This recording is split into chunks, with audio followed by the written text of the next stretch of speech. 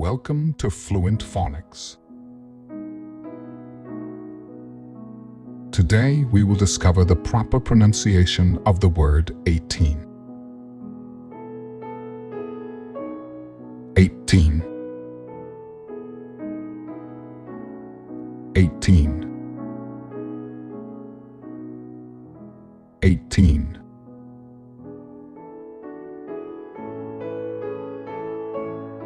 Here's an example of how one might use it in a sentence. She celebrated her 18th birthday with a big party. 18 refers to the number that comes after 17 and before 19, typically representing the age of someone who is legally considered an adult.